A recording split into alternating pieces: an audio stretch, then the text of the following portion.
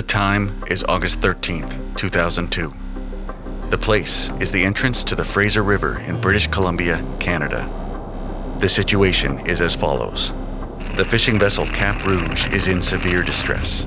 It has capsized, and although rescue vessels are on the scene, there are personnel missing.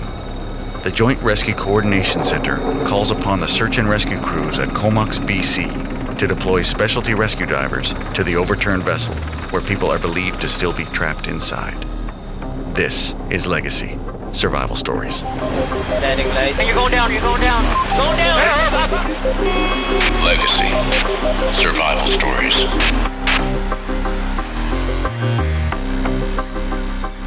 Welcome to Legacy Survival Stories. My name is Dan Latremouille, and I'll be your host. We've got another great show for you today. We're bringing you a returning guest, a longtime Canadian Forces veteran, having retired in 2010. He worked with the Air Force. He worked with Search and Rescue as a SAR technician and a SAR team lead. He's currently a project manager for Total Response Solutions, which is a veteran-owned and operated helicopter rescue training and emergency response company. It's fantastic to welcome back Derek Rogers. Thank you very much for having me, guys. Real pleasure to be back. It's fantastic to have you. I mean that in every way that I can, because you've got more stories than most people would ever have in a lifetime, and you've got some real gems, and I can't wait to hear what you've got for us today. Well, I like having the opportunity to kind of pass some of this information on. A lot of it's kind of a historical knowledge within the search and rescue community, but it's good to kind of get it out there for people that may not have heard of it or may not know some of the stuff. It's a good education for people out there. Yeah, exactly right.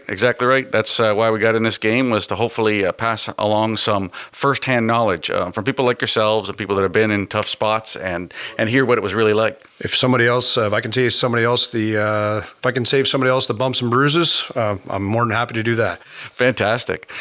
So let's set the tone then. A quick recap for the folks back home. If you missed Derek's earlier episode, which is episode 1, Derek was search and rescue with the Canadian Forces for a number of years. And if I'm correct here, Derek, this story takes us back to those days with as a SAR tech or as a SAR team lead? Yeah, well, actually, I wasn't a SAR team lead at the time. I was still a team member. This is out on the west coast of Canada when I was posted in Comox, BC.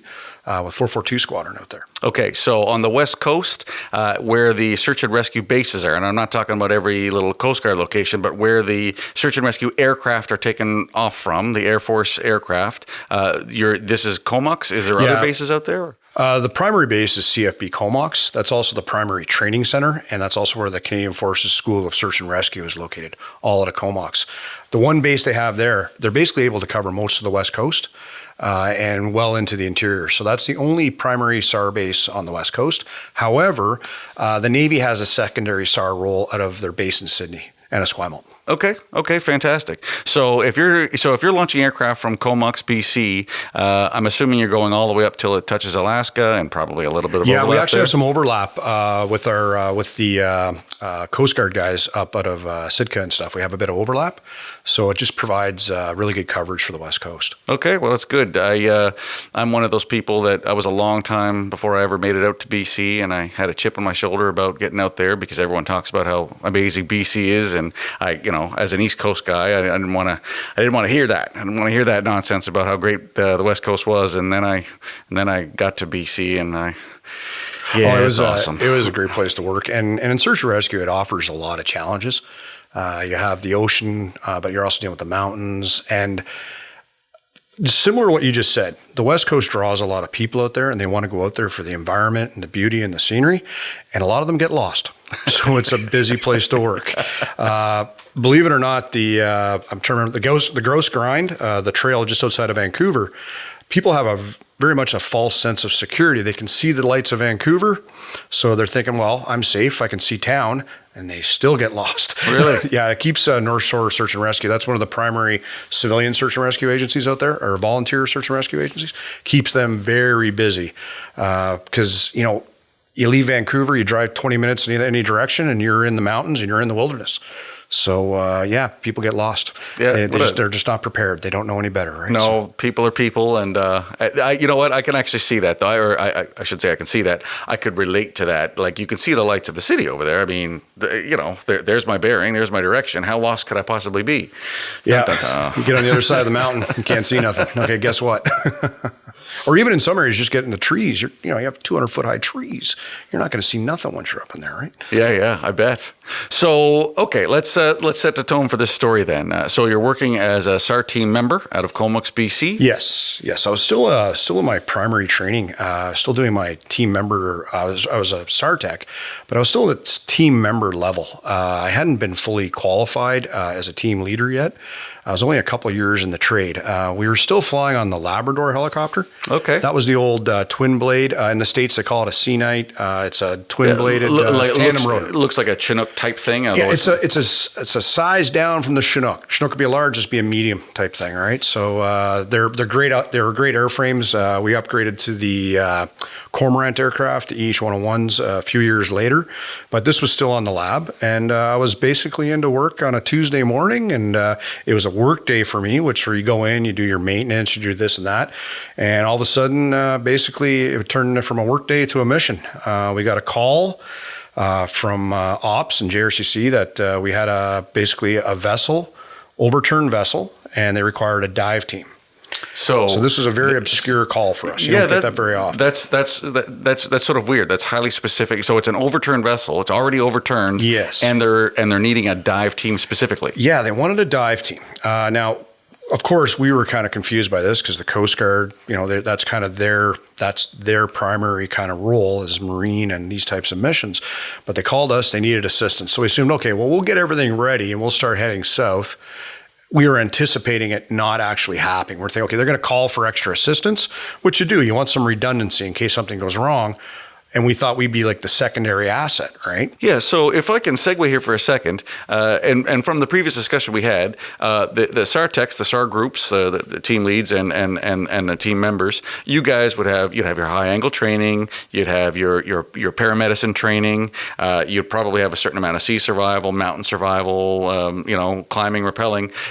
Does scuba diving fit into all that? Yeah, actually, it's a fairly big portion of the course, and the SAR trade defers to the experts. We actually go to the fleet dive unit. We actually learn through the Navy how to be basic divers, and then we do more advanced trade-specific dive programs.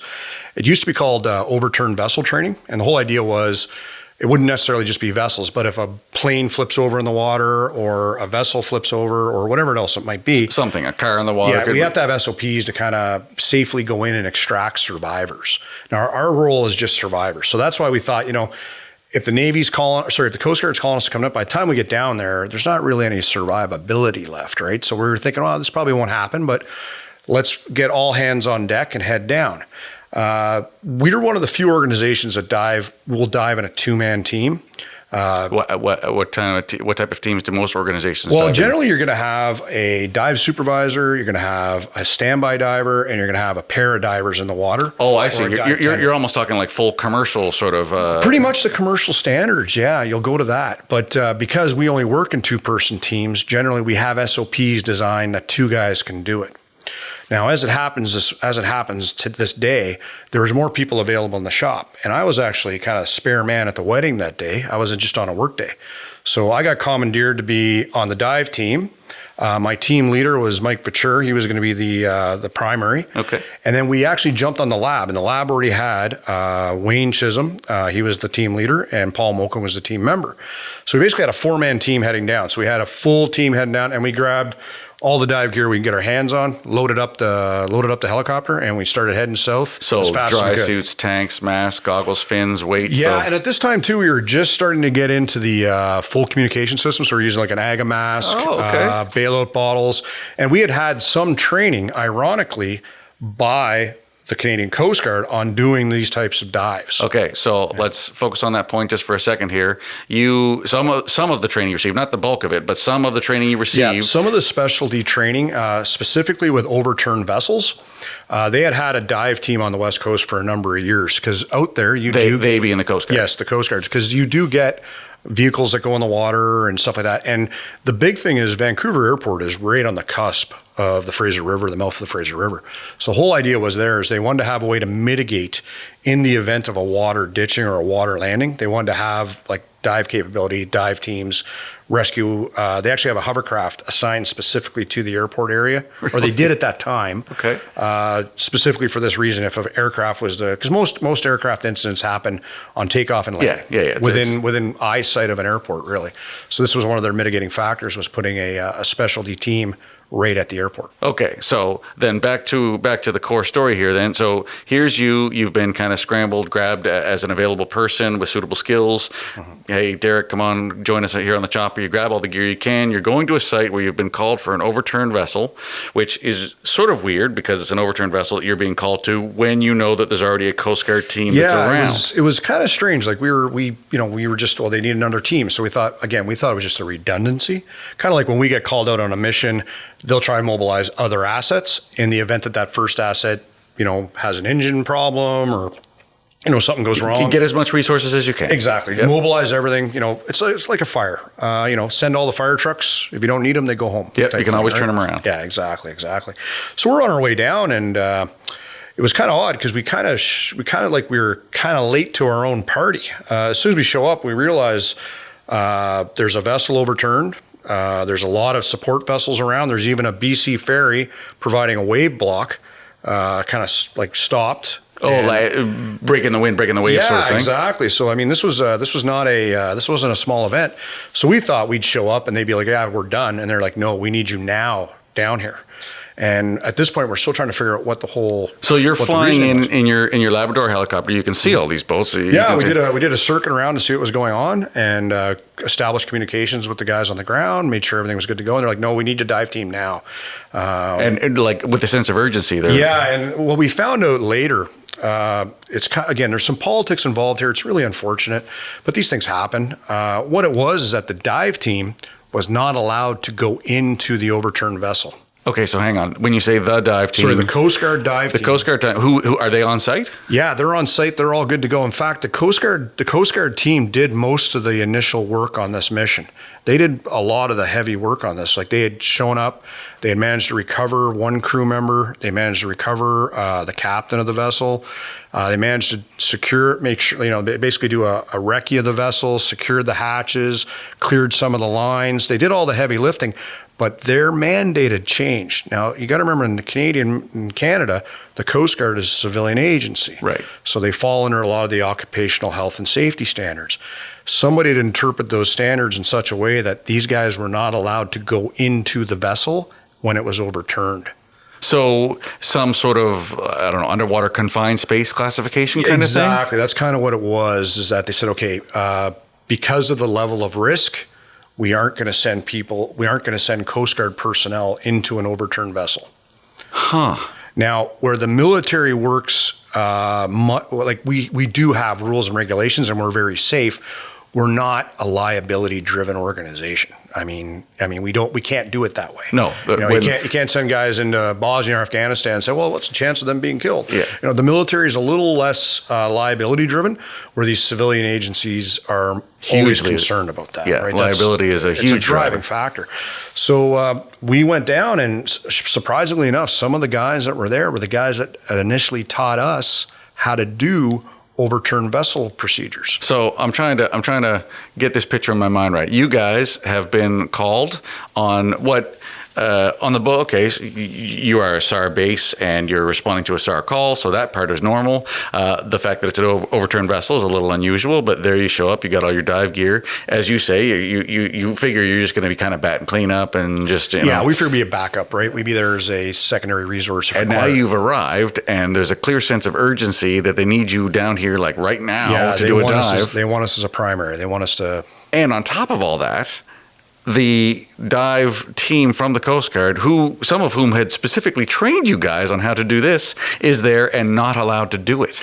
Yeah, because of the rules within their organization. You looked at some of the boys that were there, and you could just tell the level of frustration. Unfortunately, it was just it was. Imagine it. It's one of those situations where, search and rescue is a difficult job, but you shouldn't have to deal with bureaucracy. And unfortunately, these guys were put in that situation. And, but at the time, it was like, we're just going to do the dive. Like this is all secondary. Yeah. Yep. At the time, it's like, okay, what do you need us to do? We're doing it. It's one of those things. It's that, typical kind of military guy, what do you want me to do? It's going to get done. I'll ask questions later. So that was the way we kind of approached it. So, all right. So we understand the political situation that's on the go here now, and you know what you're here to do. So and again, that was all. Yeah. Discovered that was all later. Hindsight. That was all 2020. Now paint the picture for us. You've done your recce by air. You've landed somewhere close by, and did somebody grab you on shore and run you out there? Or? Well, what we did is basically what we decided to do is said, okay, we kind of assessed it as the team. We had 2 very experienced team leaders, and we had 2 somewhat experienced team members. So we decided that myself and Mike would be the dive team, and Wayne Chisholm was the other team leader. He would kind of act as our dive supervisor / liaison. Yeah. So what we did was we loaded all the gear into the rescue baskets, and we hoisted all the gear down to the hovercraft, and the hovercraft taxied us over to one of the Coast Guard vessels. Oh, so you literally hoisted down to the... Yeah, we went down. We didn't go straight to the water. We went to the because we weren't exactly sure what we wanted to actually physically talk to somebody and get the layout.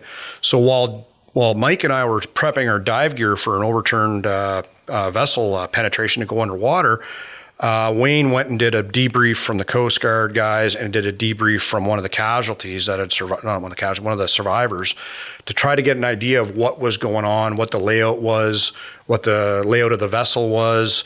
So Wayne was able to come over and draw us a map of the boat where he thought people might be. So we kind of had an idea what we were going into. So you're almost drawing sort of a floor plan almost. Literally. Yeah. In fact, Mike was kind of a brilliant idea. Is he actually took a grease marker, a grease pencil, and we have red dry suits, and he actually drew the boat on his arm, and I did the same thing, and then we were able to kind of X off what areas we had been into just with a black grease marker. That is genius. That's a very, very clever thing to do. Very simple, but it worked really well, and it's just one of those things, because we carry the grease marker to mark the hull, to mark the hull, so that you know if the vessel's sinking or listing or anything like that. So as you actually, I was going to get to that. Mm-hmm. So when you're prepping for this sort of thing, you are putting markings on the hull so you can see if and the Coast Guard had already done this for us. Like they had done everything, all the preliminary.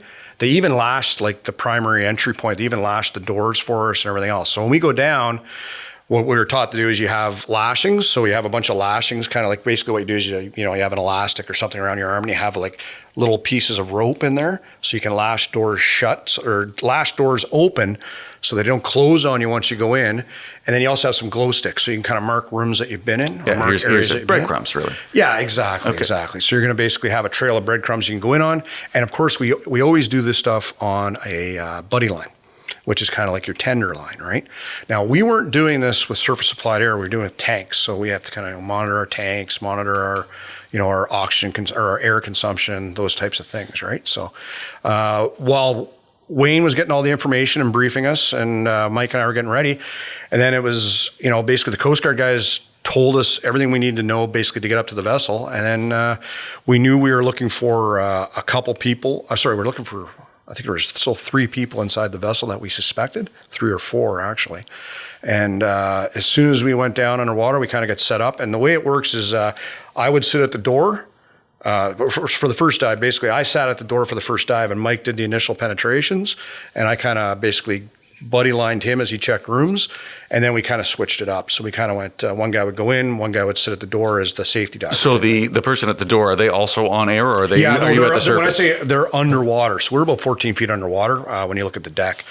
Now, the thing is, this was a family-run fishing vessel, right? It was like, your typical, West Coast trawler, seiner type thing.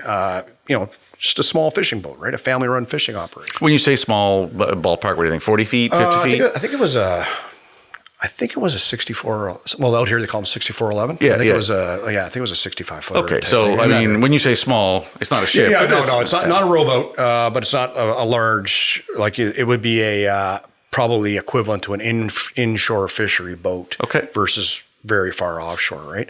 But these family-run vessels, they are a business, but they're also almost like a camper, for lack of a better term. It's almost like an RV. And imagine taking a family camper or a family camper trailer that's all loaded up for, a couple weekends up at the camp. Now flip it upside down and sink it underwater. I couldn't believe the debris, and the other big limiting factor is the diesel fuel. All the surface diesel. All the fuel that came out of the boat's fuel tanks is now mixing. As soon as we started getting close to it, we had to kind of like lock down and go on air or go on compressed air because, the fumes were so bad on the surface of the water. And not only that, any of your skin that was exposed, you got that, it's almost like a burn that you get, a chemical burn that you get off the fuel, right? So it was challenging to say the least. And again, where you came to the surface, you couldn't just take your mask off because you're going to just, you're get those fumes all back in. So you almost had to leave a little extra air just so you could get to. And this was something you had to factor in when you were doing it because you didn't want to be coming up on your last breath type thing. Or we never try to do that. We always try to have a reserve when we're diving. But if you're pushing things, yeah. And it was pretty bad. So we basically set up and we started doing these dives into the vessel to try and find the survivors. So you said there was 3 or 4 missing still? Yeah, there were still people missing. Now, one of the problems we had here was, again, we got there and the vessel had already been overturned for a while. So the argument was... Any kind of ETA, how long had it been overturned? Yeah, I think we took about, I'm going to say it took us about 35 or 40 minutes by the time we were called to be on scene, getting ready to go in the water. And presumably it had already been capsized. I mean, they called you, they had already said it was capsized, so it must have been sometime before that as well. Yeah, so we were probably looking over an hour before we got on scene. So in all reality, we were thinking, okay, what's the level of survivability? It's probably not much. Is it worth doing a high-risk dive? But once we got down there, we realized there's a large air pocket on the top of I was going to say, would there not be some air pockets trapped in there? So we thought, okay, there's viability here. People could be alive. And once Mike didn't really get into details because he didn't want us, Mike and Wayne didn't get into too many details. We later found out that there was children on board. And they were worried that, don't tell the new guy, they basically limited our information, said, okay, you're looking for casualties. They didn't get into who's, what's, where's, or what. We kind of found this out. Probably doing you a favor at the time. It was actually pretty smart because, when people, as soon as you think kids, you start making, it's kind of the same concept they have in the aviation community or in other search and rescue assets where you kind of keep the pilot sterile from the mission details because you don't want that, you call it sterile cockpit type. You don't want that guy making decisions based on emotion versus decisions based on the reality of the situation. And they're human beings, like they're going to. I'm trying to picture myself. If somebody tells me there's a kid in there, I'm going to kill myself trying to get that kid out of there. Yeah, absolutely. Virtually, that's what we do, right? But we went in and we found out basically the situation was that we had 1, 2, 3. There's still 4 casualties left. Turned out one of the casualties was the captain's wife, his 2 kids, and a deckhand. So where's the captain at this point? Now, the captain was one of the survivors. So he was on the Coast Guard boat with us while we were getting ready. And that was who Wayne and Mike were interviewing to get the information. And this is where you got the layout of the boat, or they got the layout of the boat, which they then passed on to you guys. One of the deckhands and the captain had been thrown when the vessel rolled over. Now, kind of leading up to this incident, apparently what they were doing is the boat was transiting. They were right at this place called Sand Hills. It's right near the mouth of the Fraser River. And there's an area where you go from saltwater, kind of like a brine, to freshwater. Oh, so you get that brackish. It's kind of that. And I guess what happened was the vessel, basically while they're taxiing here, they did have a net out. And I guess it was that change in buoyancy that caused them to roll. Like the details are still, there's a full Transport Canada investigation. We're going to have to look into that because there is, like on larger vessels, you have to actually make an allowance for that. And I don't know if that had happened. You have to change your bill, or how much water you have in the bilge, that type of stuff. You have to make some adjustments for different buoyancy. For the folks at home, loosely speaking, stuff floats better in salt water than it does in freshwater.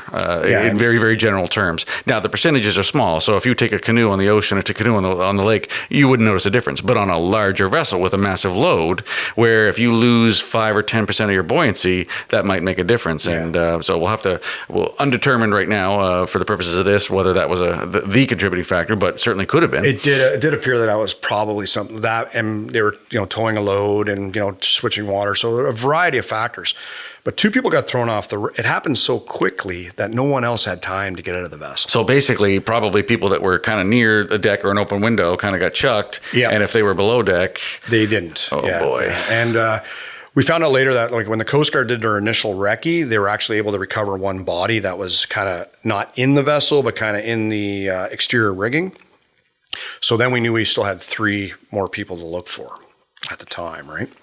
So there's you making your dives, going in and out, taking turns. Yeah, looking basically for... again, one guy would sit at the door. He's still underwater. About 14 feet is the max depth on these dives because you're not really going that deep. You're just trying to get down to where the entry. Well, was he, by the way, any idea what the actual water depth, if the vessel if it broke loose and sunk or something like that? Oh, I'm not sure. It's fairly deep there. Well, put it this way: there's a full-size BC ferry right beside us, so they must have at least a 20 or 30 foot draft on draft. So it's probably It's deep enough for them. Yeah, it's deep. Yeah, Okay. it would be deep enough for that thing to go right to the bottom. So I guess that's one sort of where the vessel's at the surface. You're only diving down 14 feet, and it extends your. Yeah, we weren't worried about dive time. Put it that. Like we were still monitoring it, but we weren't that worried about dive time. Like you'd be there all day and not worry about. Were you guys swapping out tanks or something like that? Well, we did. We because there's some adrenaline involved. Everybody's an air pig when you're underwater in an upside down boat. All right. So we were eating up the air. And again, we didn't want to go past that a third of a tank safety factor, especially when you're doing this, because you don't know if you're going to get hung up. So we did stop at one point and swap out tanks. We went through 2 100-pounders. And then we had bailout bottles as well, just in case. But we burned through a tank each, and then did a second dive on the second tank. Okay. Right? And again, we were just really monitoring that safety factor so that we weren't, and we based it on whoever the biggest, like I was the biggest air hog, I was the new guy.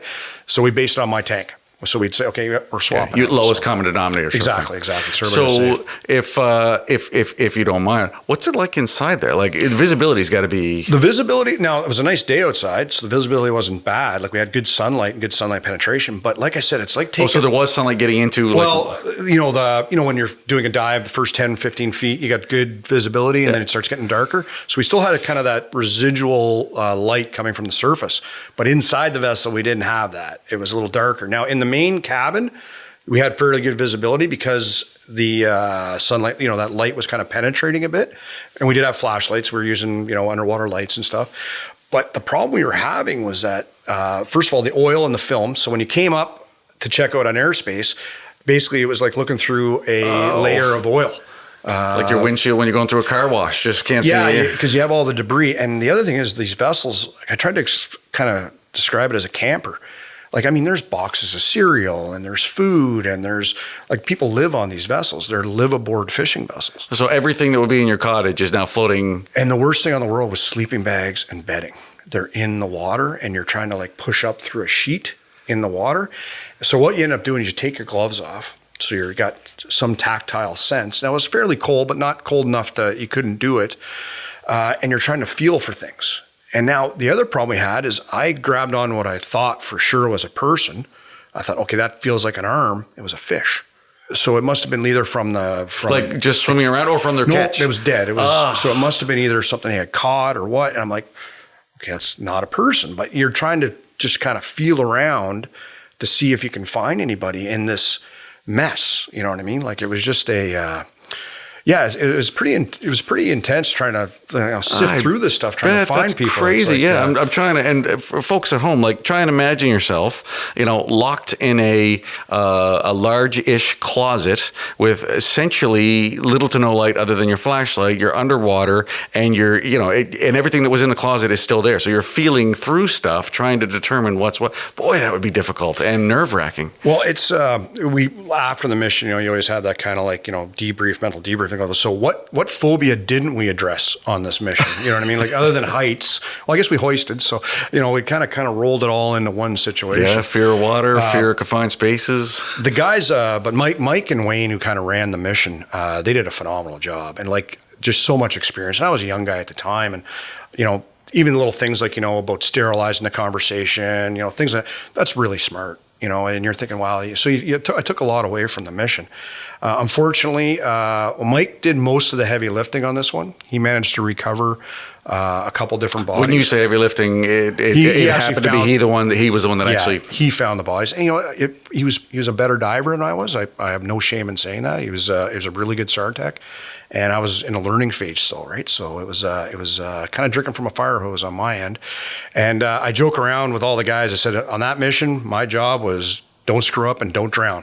That was it. Don't make it worse. Yeah, don't make it worse. Don't screw up and don't drown. So that was kind of my primary objective in the whole mission, right? And that's all that was going through my head. It was just do everything according to the book and do it as safely as possible, right? So Wow. Yeah. So you've done your 2 dives. Mike found. Did you? How many did you get out of the wreck? Now, the Coast Guard managed to find one of the. So we had 2 guys, two personnel that got thrown off the boat. The Coast Guard managed to recover a guy, And they both survived. yeah, the 2 that got thrown survived. Okay. Unfortunately, well, they did, but I mean, unfortunately, the rest, basically that poor captain lost his family. Yeah. It's just one of these after the fact, you're like, I'm glad I didn't know this Yeah. before I went in. Because there's no way that would affect what you were doing. Like, If it didn't, you'd have to start questioning, you're a robot. Yeah. You're a Terminator. Yeah, exactly. And one day they'll build robots for that too, but we're not there yet. Well, yeah. Yeah. Well, maybe that's a good thing. Maybe it's not hard to say because, the robot's going to make that decision. Who do I save, right? It's like one of those Asimov's laws or whatever it is. Yeah. Who do you save, who don't you save type thing. Yeah, exactly right. Yeah. So now did you end up getting, so there was 4 missing, I think you said still. Mm-hmm. The Coast Guard picked up somebody else in the rigging on the outside. Yeah. And then that would mean 3 still on the inside? So Mike managed to find one of the deckhands, and we recovered him. He was the first guy that we found. And then we found the wife, one of the female crew members, the wife of the captain. And then unfortunately we found the son, the young boy. And that's when it kind of came home like, oh, geez, what are we doing? So we knew the other 2 had succumbed. You could tell it was fairly obvious. However, we still did a full recovery. We attempted to put a mask on them to you get do them the out. things. You put the O2 on. You do this. Yeah. Unfortunately, for the first 2, we pretty much knew that these people, you could just tell visually that, okay, there's fairly long gone. They've expired. The son, however, we decided to do a full medevac on. There's that resiliency of youth with children, cold water. A lot of kids have been recovered, cold water drowning, significant amount of time after cold water drowning. And in all reality, we don't know when he drowned. He might have drowned 2 minutes ago. No, that's so we were like, we're treating this one like all out. Now, Paul Moquin had stayed on the aircraft, so Paul did all the medical on the. Are they flying the whole time? Yeah, or? they were doing circuits for us. They had enough fuel and time. So as soon as we recovered the young boy, it was like, okay, full on medevac. We just treated him like it was let's get this kid going. So we got him into a stretcher, hoisted him straight up to the aircraft, and they Paul was doing CPR on the aircraft, and he just booked to the Vancouver General Hospital. They were there in minutes type thing, right? So we attempted that, just based on the young child. What right? Derek's referring to, by the way, for folks at home, anybody could go look at Red Cross statistics or St. John Ambulance, something like that, and the freakish almost rate of survivability for kids is just so much higher. Not to say that bad things don't happen; they certainly do. Yeah, they do. But if a 10-year-old gets splashed into some ice cold water, their odds are a lot better than a 60-year-old. They seem to have this resilience to hypothermia. It's almost like they go into some type of something we've lost evolutionary. It's almost like they hibernate. And they manage this. They can go for a very long time in these conditions. There's been cases where, if I'm not mistaken, kids have been almost for hours. They've been in cold water. Yeah, there's a couple of stories out west of people getting locked out of their houses, stuff like that. There's some crazy long stories. So we were trying to hedge the bet on this one. Now, unfortunately, we decided to call the mission after the young boy. Didn't you have it, or was there still somebody missing? We still had one missing, and we found out later it was the daughter, the young daughter. Now, unfortunately, she wasn't recovered until the vessel was. They did a proper salvage job on the vessel. Actually, pulled it out of the water. She was in a sleeping bag in a corner of a room. It just wasn't. It wasn't something we'd be able to recover easily. Because again, imagine filling your closet full of water and sinking it, and then trying to find something in there. Feel around in there. It was literally. The visibility was so bad with the oil and the debris that it was a tactile search. You're basically just searching with your hands, trying to find something in the debris, right? So unfortunately, we didn't find her until after the vessel was recovered. It was an interesting mission, and in hindsight, there's a lot of things, unfortunately, the bureaucracy and stuff got involved, but we were able to bring some closure for the families, and we were able to at least put an effort in to try and do this right. Well, what more could you do that you did? I don't see how. Well, and what I find to be the real tragedy of the mission, outside the loss of life. I mean, the families were devastated by this, but also the rescuemen. And I'm referring to the Coast Guard rescue divers. They took a hit, man. Those guys, it was it was a moral injury to those guys, man. I'm trying they to weren't imagine allowed to do their job. that would be tough. And to this day, I just feel so bad for them, right? And again, none of this was even in my mind till after the fact. And it took me a while to even kind of acknowledge this part of it, that these guys are really hurting, because you just don't have that maturity sometimes. You don't have that experience. But as you get a little more advanced in the trade and you do more of this stuff, you realize that telling those guys not to do their job, man, that's Well, especially Yeah. when, what's the purpose of being, why do you exist as a Coast Guard rescue? Why does the Coast Guard have a rescue team if not to do this specific job? Yeah, it was bad movie plot. It was just, oh my God, and you think to yourself, well, I would have just done it anyway, but it's not like that in the real world. No. People are saying you go in there, you will be either forced, because remember, they got a line on you. They want to pull you back in, they're going to pull you back in. Yeah, and you're not going to go in there without a buddy line or without a safety line, right? So. Yeah, the hero of a movie often does. Oh, I'm going anyway. Dive in with your Baywatch outfit on. But as you say, it's not like that in the real world. No, it's not. But again, the one part that is real, these guys are hurting, man. They had a bad go. Yeah, that I could see that. So takeaways for Derek then. You said that you learned a lot from the team leads on there. I like your phrase there, sort of sterilize the conversation a little bit. Keep it facts. I learned a lot on the dive side of it. We just did our drills, and we did our drills as best we could in an adverse environment. So we did what we were trained to do by the guys that we were helping.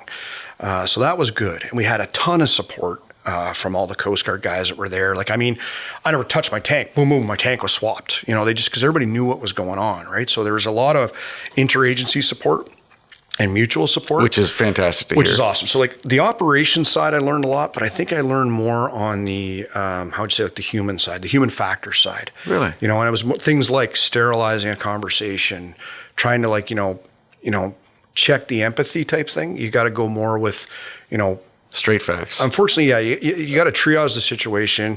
It's somewhat robotic, but it's the only way to do it safely. Well, as you say, and we've said it 3 times already today, if you knew there was kids, it would have absolutely skewed what you were doing, and possibly to your detriment, or maybe crewmen's detriment. And now in hindsight as well, I think the Coast Guard guys knew there was kids, because they had talked to the captain. They had been down there for a while communicating. So I think that just added to that insult that much more, that, there's kids in there, you're not allowed to go help them.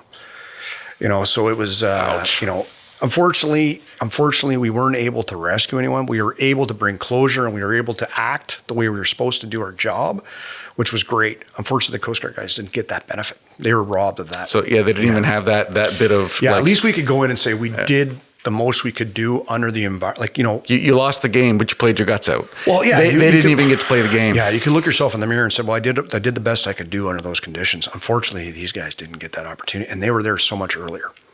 So I guess as a takeaway, even in the SARTEC trade, they've often said, okay, we don't need to do this type of training because it doesn't happen that often. Now, even within our organization, I got 2 or 3 guys that work with our company that have done this live. So it kind of contradicts that. But, when people are doing, bureaucracy can get in the way. When you're counting pennies. When you're counting pennies, do we need to do this overturned vessel training? How often do they actually use this little piece of training here? But even if it only gets used once a year, that's once a year you got it. And again, anybody flying over water or working on the water has to anticipate or have something in place for what happens if this vessel overturns. Or what happens if this thing sinks? How are you going to get out of here? It's interesting. I'm surprised that there's not more. It's not for example, in the aviation community in helicopters, they've actually they've been designed into the aircraft features that are to help people egress and stuff like that, push out windows, emergency windows, stuff like that. You don't see that very often in the fishing community or the boating community. And it makes you wonder, should they have these types of integrations that consider these types of safety factors? How you get out of a boat when it turns over? You're not going to have your bearings. It's not like on a helicopter where you're seat belted in. Yeah, where you have your landmarks. You know where you are. If that boat floods, now again, they don't flood in an instant. It's probably not as fast as something like a helicopter, but in this case, it probably was. Probably very similar timelines to a helicopter ditching. Oh man, that's a tough story, and I imagine you got carrying a little baggage with that one. And as you say, I'm sure the rescue from the Coast Guard team would be as well. I'd say they're definitely, and I can pretty much guarantee that was a factor, if I'm not mistaken. But again, we went in, we did what we could do. Again, on the technical side of it, after this mission, we went back and said, okay, here's what worked, here's what didn't work. And that was actually a lot of those things, like for the equipment that we had, some of the communications that we had, we actually went back and we actually improved it. So to our own systems. On that note, just out of curiosity, so I'm not an expert diver. I would rank myself somewhere between novice and amateur. But knowing what I know about the rescue organizations and the process and what you'd been dealing with, because I have been in an upside down boat, I'm wondering, and from what you described and what my limited knowledge, I can't think of anything that I would have done different than what you did. What would you guys change on that? You said you made some corrections. What things? Well, this was one of our first. Uses of the full face mask. Okay. All right. And the full face mask was actually really good because when you came out of the water, your face wasn't exposed. You weren't getting the burns from the fuels and the chemicals in the water. You had good ventilation. But for example, we had communications with this. We have underwater transducers. We do have wireless communications, but like we need to have some backup comms, stuff like that. And then we've seen some inventions later on. They're like, oh, that's a good idea. And we took away from some other parallel communities. Like, I don't know if any of you guys ride dirt bikes or anything like that, but you ever see they have the tearaway strips you can buy for a visor. So if the visor gets mud on it, you tear away the strip and you can see. We incorporate, we went out and bought a bunch of these strips of tearaway screens for the AGA mask so that, if the AGA mask got covered in oil, you could pull it off and now you can see. You'd be able, okay. So we started looking at things like that to try to make it a little safer if it happened again, right? And even things like, the type of line we use. Well, you didn't want to use a buoyant line in there. Maybe you want to use like a non-buoyant line, things like that we ended up revisiting. And it's been an evolution ever since. Trying to do that stuff, and there probably isn't one right answer either. You just try and pick up skills, pick up knowledge. Exactly. And now it's confined. Well, it used to be called OTV training, overturned vessel training. Then they switched it to confined space rescue diving, and they went to parallel communities and kind of looked at some of the SOPs for confined space rescue. So some of those SOPs migrated into the training because we went back and said, look, we got to do this better. Because we felt that we did as best we could, but it would have been better if we had been, a little faster, did our searches a little better, got in there. Ideally, if, we had found everybody, extracted everybody, we would have walked away with our head a little higher. So we kind of looked at this as kind of I wouldn't call it a failure, but we looked at it as a chance to improve. So we tried to do that after the fact. And like I said, doing things like researching, like confined space rescue, those guys are really good. Like, anybody in that world, they're really good at what they do. The firefighters that specialize in that stuff and the industrial teams. Yeah, they're like mine rescue teams too. Some of the SOPs that they use, like some of the marking of the rooms and stuff like that. There's a lot of these parallel skill sets that we were able to kind of borrow from. And that was one takeaway, as we were able to say, you got to keep improving. You need that continuous improvement cycle. You got to have that professional development. And just because you don't have the answer or your group doesn't have the answer doesn't mean somebody next door doesn't. No, it's a big world. Yeah. Lots of people out there trying to do similar things somewhere. Yeah. And again, you might not have a standard, you might not have an SOP, but somebody else might. So if you can draw on parallel experience or parallel industries, go for it. That's the best way to go. Okay. Well, thank you so much for that, Derek. That's an incredible story. Not all the stories have happy endings, but the whole point of a session like this is to try and get some knowledge out there so that other people can learn and maybe pick up some other things. And that's what I love about these types of long form discussions, because you can, maybe somebody on a fire rescue team somewhere might hear this, think, oh wow, I never thought of that. If that information can get out there, I think we're doing a good thing. Yeah, I 100% agree. Thank you so much for being here again, Derek. It's absolutely enthralling to hear the stories from you, and I hope we get to have you on here again someday soon. No, you guys are doing good work. Very much appreciated, boys. Thanks so much. Be safe out there. Okay, ladies and gentlemen, that wraps us up for today. Once again, my name is Dan Latremouille. Thanks for listening to this episode of Legacy Survival Stories. We'll see you soon. If you have a story to tell or know of someone who does, please contact us at legacysurvivalstories, all one word, @gmail.com. You can also find us at legacysurvivalstories.buzzsprout.com. If you're enjoying the podcast, please subscribe and help us move up the charts with a 5-star rating. We like comments and reviews, so we'd love to hear from you. You can find us on Apple Podcasts, Spotify, Amazon Music, Stitcher, and almost anywhere you can find podcasts. Landing light. You're going down, you're going down. Going down! Legacy. Survival stories.